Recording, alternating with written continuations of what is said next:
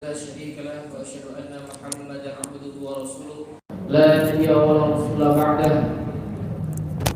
اللهم صل وسلم وبارك على نبينا حبيبنا شفيعنا رسولنا محمد صلى الله عليه وسلم وعلى آله وأصحابه ومن تبعهم بإحسان إلى يوم القيامة.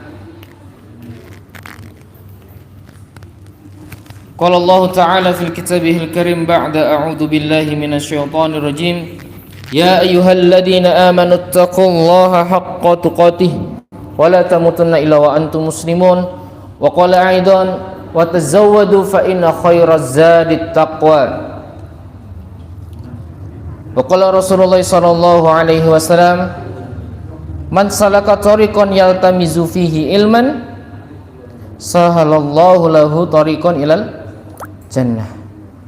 Alhamdulillahirabbil alamin. Bapak Ibu sekalian, saudara-saudara sekalian dirahmati Allah Subhanahu wa taala.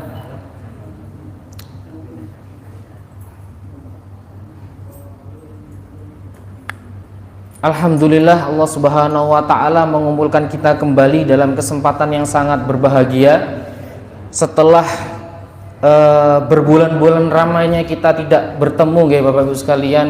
Kita kembali bertemu dengan keadaan yang luar biasa setelah Allah Subhanahu wa taala memberikan kita kesempatan bertemu dengan bulan Ramadan. Kemudian hari ini kita menjalankan ibadah di bulan Syawal kita sebagai pelengkap dari bulan suci Ramadan. Semoga Allah Subhanahu wa taala menguatkan kita, memberikan kita keistiqomahan sehingga bulan Syawal ini tidak kalah semangatnya dengan bulan suci Ramadan yang kemarin kita lalui. Kalau di bulan Syawal yang paling terkenal sunnahnya adalah sunnah saum Syawal sebagai pelengkap. Ketika kita sudah melaksanakan saum Ramadan, kemudian dengan saum Syawalnya juga Allah Subhanahu wa taala seakan-akan mencatat kita seperti orang yang berpuasa 1 tahun lamanya. Nah, ini diskon besar-besaran dari Allah Subhanahu wa taala. Semoga yang sudah melaksanakannya kemudian ditambah dengan sunnah-sunnah yang lain. Kemudian yang belum melaksanakannya semoga dimudahkan oleh Allah Subhanahu wa taala. Amin ya rabbal alamin. Alhamdulillahirabbil alamin. Nggih, Bapak Ibu sekalian, mumpung masih di suasana Syawal juga. Nggih, karena kita juga baru bertemu nggih, tidak bisa berkontakan 24 jam juga karena kita berbeda kota. Ya, kami ucapkan juga taqabbalallahu minna wa minkum minal a'idhin wal faidin. Mohon maaf ketika kita bertemu mungkin saya ada salah katanya, tindak tanduknya kok dilihat kok nggak ada senyumnya, mungkin karena mikir Pak ya, mohon maaf, mungkin ada yang tidak mengenakkan hati, kok kurang wajahnya kurang berseri-seri nggih, mikir Pak tadi di jalan macet gitu, nanti pulang lewat mana gitu kan nggih. Oh. Alhamdulillah. Nggih sudah mulai mikir itu juga Pak. Mikir. Alhamdulillahirabbil alamin. Nggih Bapak Ibu sekalian yang dirahmati Allah Subhanahu wa taala. Yang kedua, tidak lupa kita aturkan salawat serta salam kita kepada baginda Rasulullah Muhammad sallallahu alaihi wasallam sebagai suri tauladan kita yang kita ikuti sunnahnya dan kita harapkan syafaatnya di yaumil qiyamah, yang kita mengaku sebagai salah satu pengikutnya, kita mengaku sebagai seorang yang Muhammadiyah, sebagai salah satu yang mengikuti Rasulullah Sallallahu Alaihi Wasallam. Maka kita berusaha dalam setiap kegiatan kita, setiap aktivitas kita sehari-hari kita ikuti Rasulullah Sallallahu Alaihi Wasallam. Mulai dari sunnah, mulai dari yang wajib kita ikuti, kemudian kita mengikuti juga sunnah-sunnahnya. Mungkin kami pernah menyampaikan Bapak Ibu sekalian, jadi sunnah itu ada 3. Sunnah yang dicontohkan oleh Rasulullah Sallallahu Alaihi Wasallam itu ada 3. Yang pertama itu sunnah yang mendekati wajib, disebut juga dengan sunnah muakkadah, yang hampir-hampir tidak pernah dilupakan, tidak pernah ditinggalkan oleh Rasulullah Sallallahu Alaihi Wasallam. Tapi sifatnya adalah sunnah. Contohnya seperti apa? Salat tahajud, salat witir tidak pernah ditinggalkan oleh Rasulullah. Kemudian yang kedua adalah sunnah mahabbah atau biasanya kita sebut sebagai sunnah biasa. Sholat sunnah rawatib, kemudian sedekah, infak dan lain sebagainya. Sunnah mahabbah yang dimana ketika kita melakukan itu bisa menambah kecintaan dan ridho Allah Subhanahu wa Ta'ala. Nah, kalau definisi pengertiannya sunnah yang kita tahu itu apa sih Bapak Ibu? Sunnah itu kalau dikerjakan dapat pahala, kalau tidak dikerjakan eman-eman. Nah, kan begitu Pak Nggih? Nggih. Kalau tidak biasanya saya itu ngajarkan ke santri-santri Pak di MBS itu, sunnah itu kalau dikerjakan berpahala. Kalau tidak dikerjakan kan umumnya jawabnya kan tidak apa-apa. Kok tidak apa-apa toh? Nggih toh. Nah, Bapak Ibu misalkan kalau misalkan di rumah saja, ya Bapak pulang kemudian dibuatin teh sama Ibu, kan boten wajib ya Pak, kan boten wajib. Nah, tapi kalau misalkan dibuatkan seperti itu ada tambahan aktivitas seperti itu, Bapak senang napa mboten? Sawenang. Sebaliknya Bapak kali Ibu ya, sudah waktunya istirahat di rumah. Nah, Bapaknya lebih suka ibu-ibu pakai daster. Nah, iya Pak, atau lebih suka ibu-ibunya pakai pakaian yang Masya Allah gitu loh. Nah, Pak, kemarin saya nggak berani bahas begini Pak. Sekarang saya berani Pak bahas begini. Alhamdulillah, Masya Allah. Oke, Bapak Ibu sekalian dirahmati Allah Subhanahu Wa Taala. Jadi itulah sunnah mahabbah, sunnah yang bukan wajib, tapi ketika kita kerjakan menambah kecintaan Allah Subhanahu wa Ta'ala kepada kita, menambah ridho Allah Subhanahu wa Ta'ala kepada kita. Dan yang terakhir itu adalah disebut sebagai para ulama dengan sunnah jibiliyah, yaitu sunnah yang tidak dijelaskan oleh Rasulullah SAW, tapi beliau lakukan. Contohnya adalah masuk rumah dengan kaki kanan atau kiri Pak? Masuk dengan kaki kanan, masuk masjid dengan kaki kanan. Ya, dijelaskan oleh Rasulullah. Karena Rasulullah SAW, sebuah hadis dari Ibunda Aisyah radhiyallahu anha, karena Rasulullah yu'jibut tayamun, Rasulullah mengutamakan yang kanan. Jadi Rasulullah tidak menjelaskan saya masuk pakai kanan, saya jalan-jalan pakai kanan duluan. Tidak menjelaskan, tapi Rasulullah mempraktekkan pakai sendal kanan dulu. Jadi seperti itu Bapak Ibu sekalian, kita mengikuti Rasulullah SAW. Salah satu sahabat yang sangat ketat dalam mengikuti setiap aktivitas Rasulullah itu adalah sahabat Abdullah bin Umar radhiyallahu anhu. Rasulullah pergi ke masjid, lewat mana diikuti. Rasulullah pergi dari Madinah ke Mekah, singgahnya kemana diikuti. Rasulullah setiap hari ini melakukan ini, diikuti sama beliau.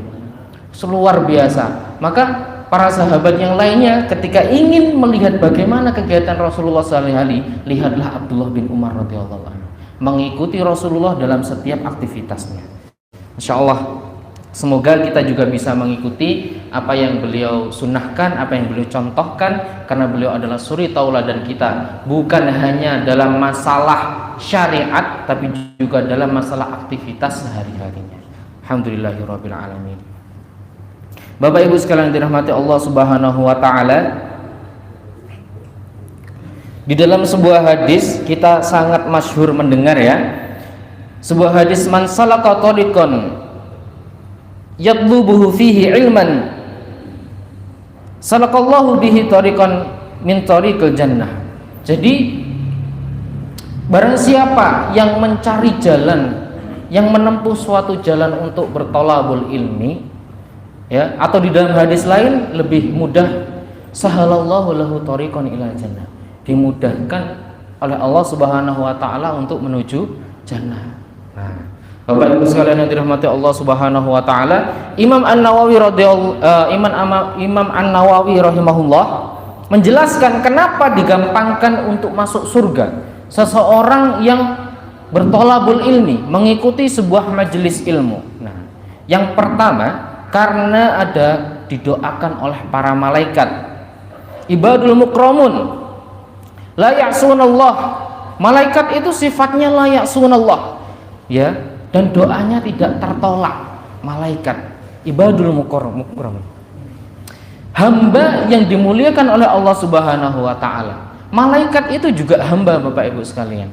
Malaikat itu juga beribadah kepada Allah Subhanahu wa taala. Doanya tidak ditolak oleh Allah Subhanahu wa taala, ya. Melakukan setiap perintah Allah Subhanahu wa taala. Kalau kita misalkan Bapak Ibu sekalian, kita memiliki hawa nafsu, kita memiliki akal pikiran, dan kita juga memiliki hati yang cenderung fitrahnya itu kepada agama Allah Subhanahu wa taala, cenderung fitrahnya kepada kebaikan. Itu manusia kadang merasakan imannya itu naik, kadang merasakan imannya itu turun. Kalau kita mungkin merasakan, Bapak Ibu sekalian, ketika waktunya sholat saja, yang dagang, terutama yang dagang, ketika waktunya sholat duhur, wah sedang rame-ramenya. Nah, kemudian Allah Subhanahu wa taala memanggil kita. Ujian dari Allah Subhanahu wa taala tidak berupa hanya kesengsaraan, tapi ujiannya juga berupa sebuah nikmat. Ketika diuji oleh Allah Subhanahu wa taala, apakah kita akan juga dekat dengan Allah Subhanahu wa taala, atau kita sebentar lah, masih komat, belum komat. Ya biasanya ngoten ya, Pak. Nah, seringnya itu seperti itu. Jangankan bapak-bapak yang muda tenaganya kuat saja, wah, jangan ditanya Bapak, jangan tanya Bu. Sering terjadi seperti itu. Komat, sudah waktunya sholat zuhur. Wah, di sini kalau zuhur berapa menit, Pak? 10 menit ya? Wah, lama. 10 menit. Wah, Masjid Mukarrabin 10 menit masih lama. Ditinggal tokonya tetap buka blak. Kemudian sudah 5 menit. Wudhu 1 menit ya. Terus sholat sunnah 2 menit, 3 menit. 2 menit lagi masih bisa. Nggak terasa waktu semakin cepat. Ternyata sudah komat. Waduh. Ketika sudah komat ternyata ada pembeli. Masih bisa lah ya, masih bisa masbuk, nggak apa-apa lah. 4 rakaat zuhur ya. Imamnya siapa? Mungkin imamnya Ustadz Fatkur Rahman. Wah, masya Allah, kan pasti kan lagi imamnya Ustadz Fatkur, nanti lama ini pasti. Iya. Ini tinggal ngenteni, ini teni. Imamnya siapa sih? Imamnya cepet. Imamnya suwe malah males-malesan. Nah, sering terjadi seperti itu mungkin. Apalagi yang muda-muda seperti saya ini. Kadang itu meremehkan, Bapak. Tadi itu seperti mau kajian, saya sendiri itu ke Masjid Mukarrabin insya Allah 20 menit nyampe ya, saya berangkat mepet. Ternyata qadarullah, wah kok macet. Nah, sampai di sini pas, alhamdulillah nggak jadi telat. Itu. Jadi seringnya meremehkan ya. Allah Subhanahu wa taala mungkin kemudian mengingatkan kita. Bapak Ibu sekalian dirahmati Allah Subhanahu wa taala, ketika kita datang ke sebuah majelis ilmu, kita akan didoakan oleh para malaikat. Yang para malaikat itu ketika mendapatkan perintah Allah, mereka tidak pernah untuk menolak. Mereka tidak pernah, kok gitu sih ya Allah Subhanahu wa Allah, kenapa kok seperti itu? Mungkin malaikat mempertanyakan, tapi mereka tidak pernah menolak. Ketika malaikat diperintahkan oleh Allah Subhanahu wa taala untuk bersujud kepada Nabi Adam, apakah para malaikat nolak? Tidak. Tapi apakah mereka bertanya? Ya, karena mereka juga cerdas, berakal seperti kita. Nah, bedanya itu seperti itu, Bapak Ibu sekalian. Nah, kita didoakan oleh para malaikat. Mungkin kita sedang duduk bersantai, panjenengan sandaran, kemudian sambil mencatat, mendengarkan di dalam majelis ilmu, tapi para malaikat pada malam hari ini mendoakan kita semuanya yang ada di majelis ilmu. Setiap detiknya para malaikat meminta ampunan untuk kita di dalam sebuah majelis ilmu. Manfaatnya mungkin, efeknya tidak kita rasakan hari ini Bapak Ibu sekalian, tapi ketika nanti kita bertemu dengan Allah Subhanahu wa taala baru terasa. Loh, ya Allah, kenapa hamba ini tidak segera dimasukkan ke dalam surga, padahal setiap hari Selasa hamba ini datang ke masjid untuk mengikuti majelis taklim, walaupun cuma duduk saja, tapi dia datang ke majelis taklim, diampunkan oleh Allah Subhanahu wa taala karena permintaan, karena doa dari para malaikat. Nah, itu salah satu contohnya. Kita berkaca kepada diri kita tidak sebaik Rasulullah Shallallahu Alaihi Wasallam. Kita memiliki banyak kesalahan, tidak luput dari kesalahan. Menungso, ya, menus kakean dosa. Ya, Rene dulu kan. Katanya itu seperti itu. Ya, manusia itu tempatnya salah dan dosa. Ya, itu sebagai dalil aja sakjane yang mboten ngoten ya. Mungkin kita melakukan kesalahan, ya. Maka Allah Subhanahu wa taala mempermudah kita menuju surga dengan salah satunya adalah didoakan oleh para malaikat. Bapak Ibu sekalian dirahmati Allah Subhanahu wa taala. Kemudian yang kedua, kenapa kita atau seorang hamba yang muslim yang mengikuti majelis taklim dimudahkan jalannya menuju surga oleh Allah Subhanahu wa taala, menuju jannahnya?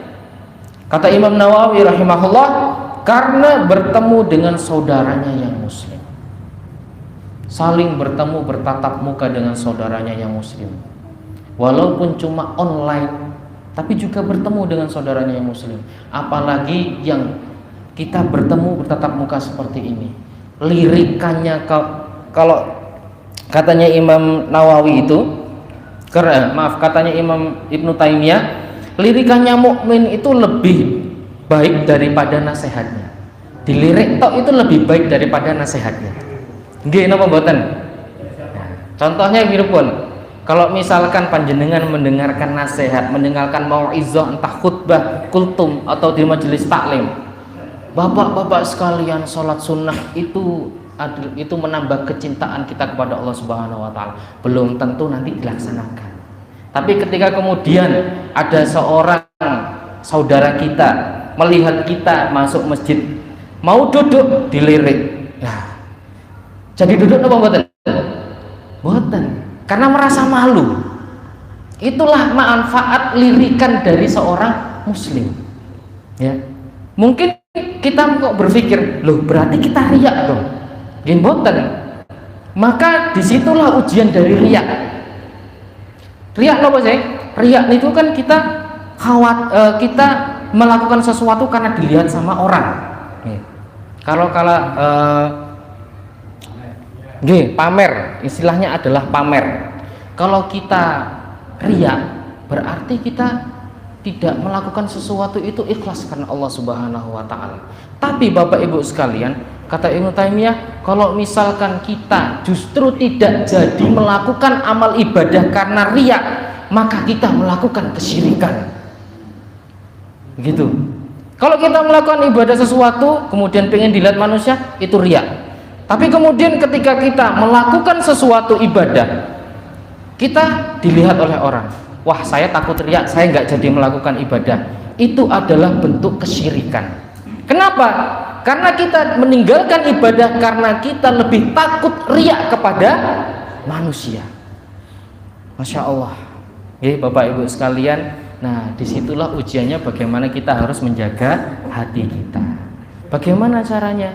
Kita ingat bahwa Allah Subhanahu wa taala itu mensifati seorang muslim itu dengan ihsan. Ka'annaka tarahu fa illam takun tarahu fa innahu yaraka. Ketika kita melakukan ibadah, gimana caranya bisa khusyuk ikhlas kepada Allah Subhanahu wa taala? Kita bayangkan bahwa kita bisa melihat Allah Subhanahu wa taala. Ketika sholat, bayangkan di hadapan kita itu Allah Subhanahu wa taala yang maha besar, maha agung. Kita itu sedikit kecil dibandingkan jutaan manusia yang ada di Mojokerto. Kita itu kecil dibandingkan bumi Allah Subhanahu wa taala, alam semesta. Allah Subhanahu wa taala menciptakan seluruhnya. Ketika kita bertakbir kepada Allah Subhanahu wa taala, Allahu Akbar, kita bayangkan kita kita tidak cuma melafalkan itu, tapi kita juga membayangkan betapa agungnya, betapa besarnya Allah Subhanahu wa taala. Bagaimana nanti kalau misalkan kita di akhirat kemudian ditampakkan apa yang kita lakukan selama di dunia, maka kita pasti melakukan khusyuk, ikhlas. Kita bayangkan kita berhadapan dengan Allah Subhanahu wa taala. Fa illam takun tarahu fa innahu yaraka. Kata Rasulullah sallallahu alaihi wasallam, kalau kita tidak bisa membayangkan, kita tidak bisa melihat Allah Subhanahu wa taala selama di dunia, maka yakinlah bahwa ketika kita beribadah, fa innahu yaraka. Allah Subhanahu wa taala sedang melihatmu. Begitu Bapak Ibu sekalian. Itulah bagaimana cara hati kita supaya kita tetap khusyuk dan ikhlas kepada Allah Subhanahu wa taala. Insyaallah. Alhamdulillahirabbil alamin. Kemudian Bapak Ibu sekalian dirahmati Allah Subhanahu wa taala,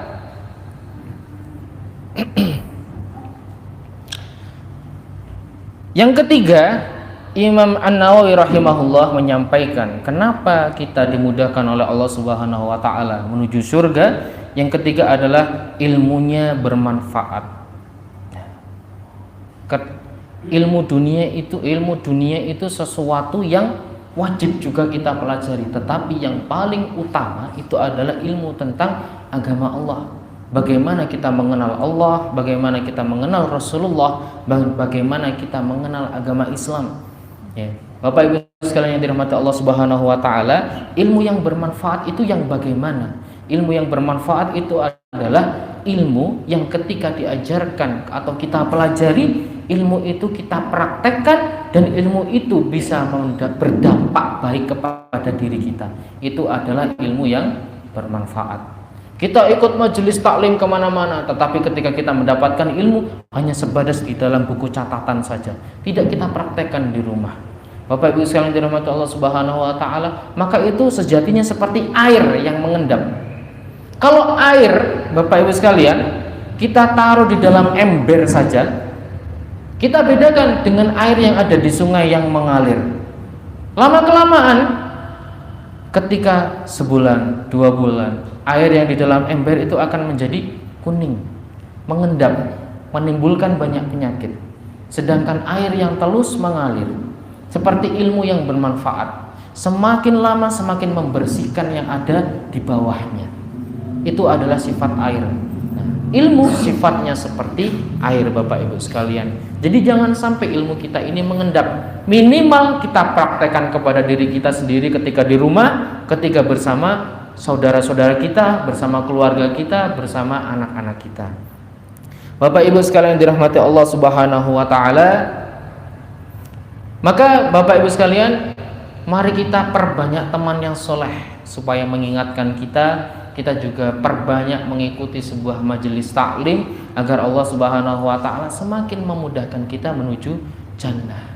Dengan begitu banyaknya mungkin kita tidak merasa salah, kita tidak merasa berdosa, tetapi mungkin ada satu hal kecil yang tidak disukai oleh saudara kita juga. Semoga Allah Subhanahu wa taala mengingatkan kita dengan adanya saudara kita itu.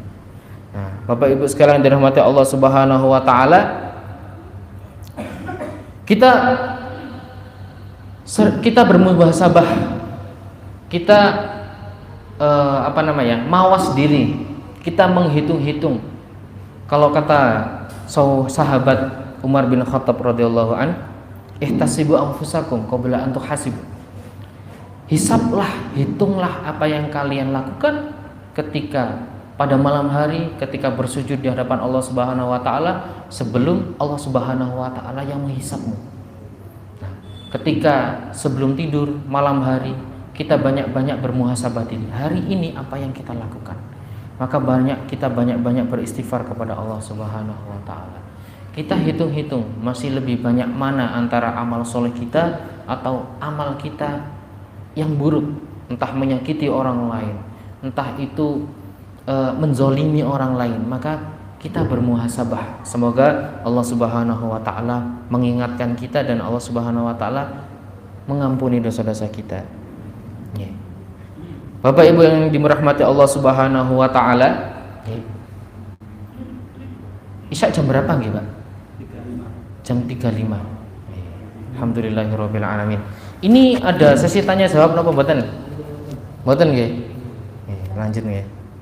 Alhamdulillahirabbil alamin.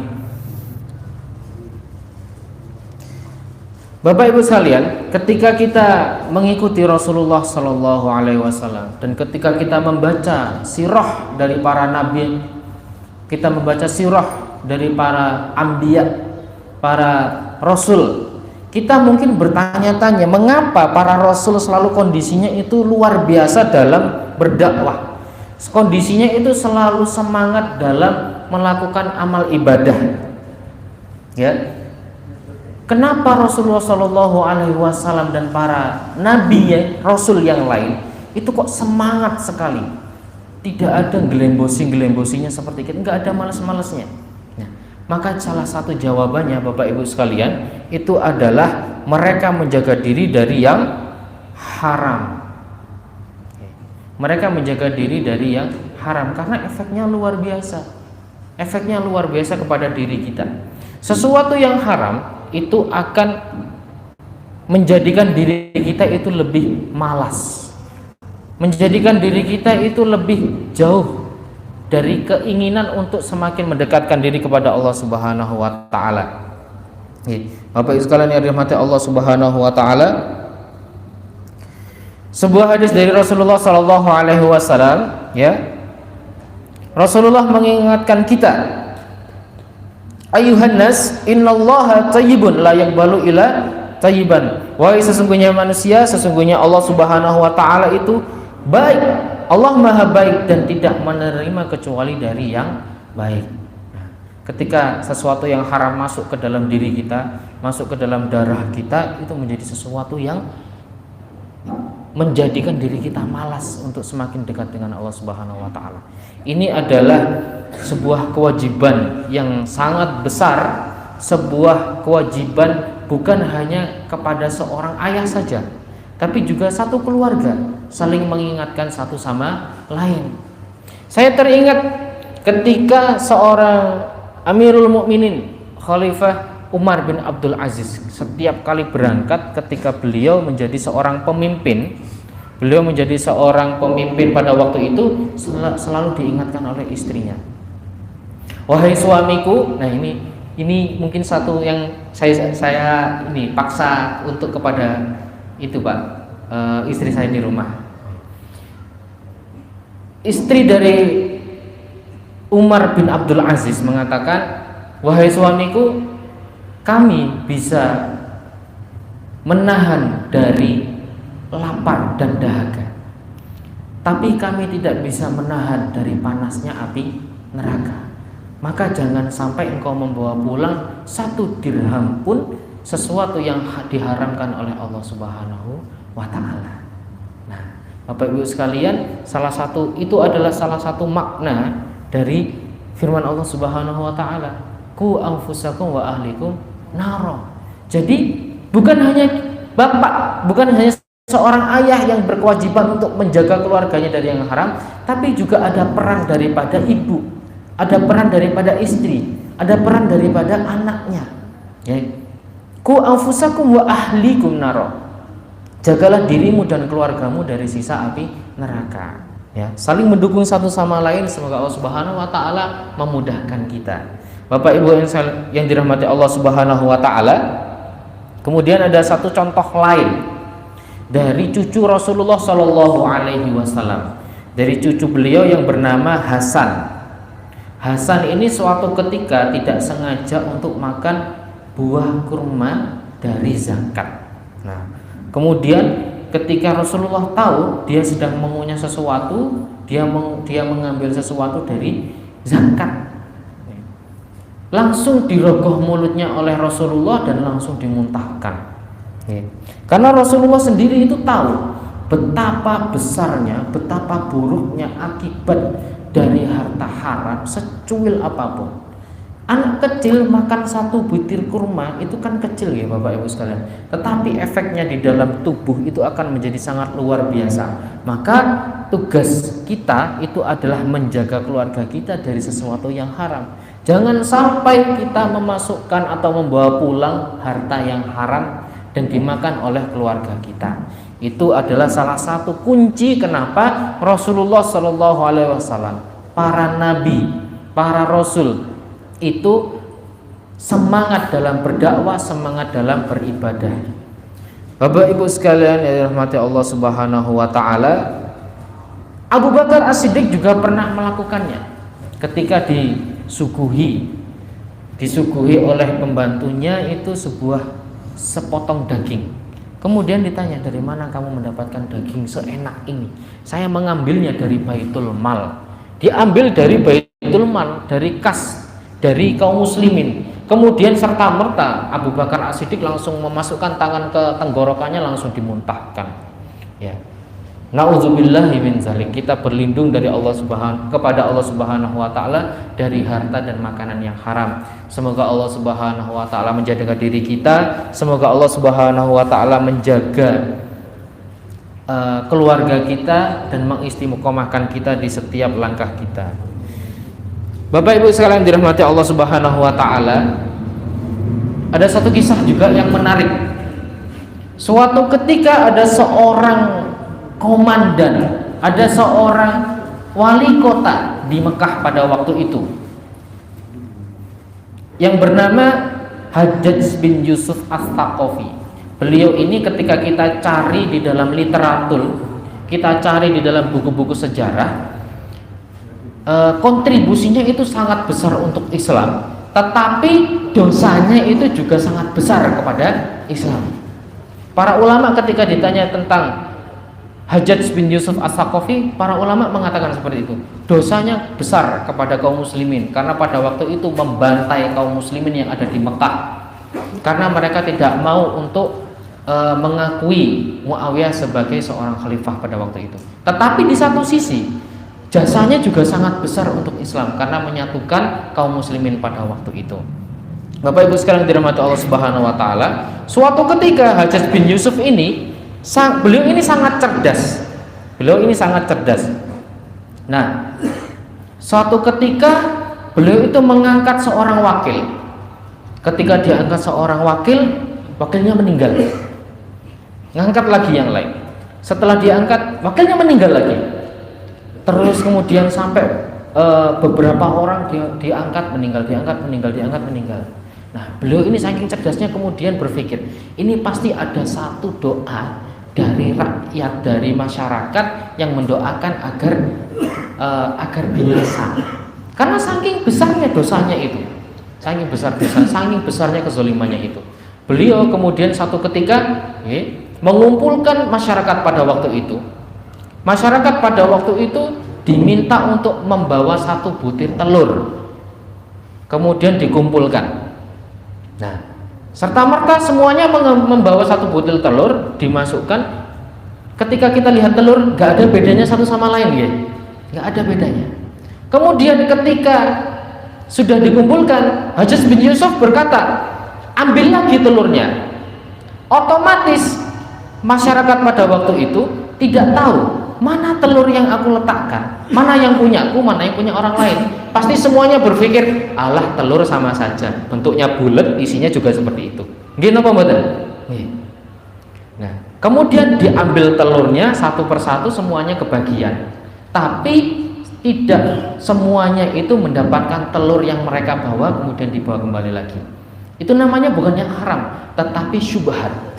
Nggih. Meletakkan satu, ngambil juga satu. Nah, bukan sesuatu yang haram kan, tetapi syubhat.